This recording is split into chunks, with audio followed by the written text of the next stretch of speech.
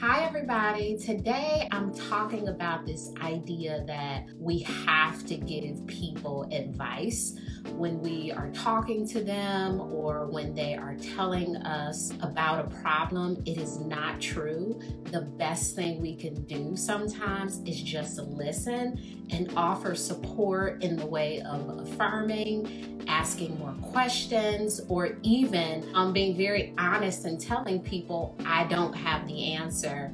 Perhaps you can seek this other source. Now, because I am trained as a therapist, that might be a little easier for me because we are trained on how to not give people answers, right? So a lot of my job is just sitting, listening, and nodding and asking questions to provoke feelings. But sometimes in our friendships, we think it is automatically our jobs to really jump in and say, girl, this is what you need to do, or you need to stop doing this. And sometimes it's helpful and sometimes it's not. But the biggest thing is sometimes it's not even necessary, because most of the time people just want to talk. They just want to be heard. And that's why they pay therapists sometimes, just to be able to talk without the feedback. A few months ago, I did a poll on Instagram where I asked a lot of you, do you like getting feedback? And if you do, how do you share with people like what you like feedback about? How do you share with people when you don't like feedback? 70% of people said that when they're talking to other people, they just want to vent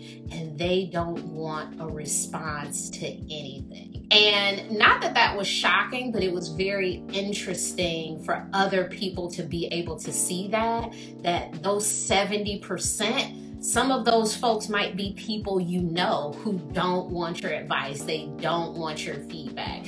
So just be aware of who's looking for something and who just wants to get something out. So one of the things that we could do that's really, really helpful is to say, do you want my advice or do you just want me to listen to you? I call people and I'll have something on my spirit and I'm like, hey, I just need you to listen. Or, hey, I have something to say. I need your opinion on this. Also, when seeking opinions, make sure you're talking to people who can really help you in that area you're looking for. You may not want to talk to your friend who is also in a very messy relationship about your relationship issues, because they may not be able to give you the feedback needed to really get you over that hump. It might be better to talk to someone who has a bit more experience in relationships, someone who, whether in a relationship or not, you've seen them practice in ways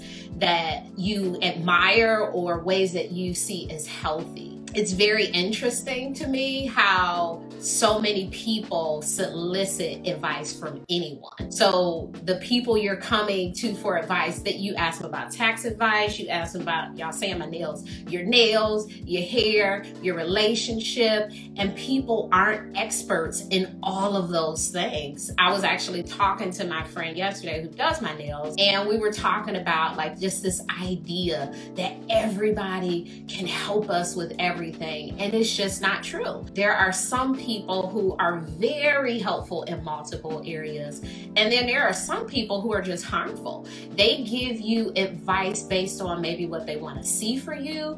They may give you advice based on what they've experienced, and it may not be what you need in that moment. So be careful about who you're soliciting advice from. A while back, I had a post about your parents not knowing more about who you are. And so sometimes we even look to our parents, who are flawed humans, all people are, and we'll ask for advice in a certain area just because they're older than us or because they're our parents. And all elders don't have great advice to impart. And so we have to be very clear about who we're accepting feedback from, because it's such an important piece of growing to not just say, I can talk to my friend about anything. Well, that may be true, but be careful about which things you're listening to.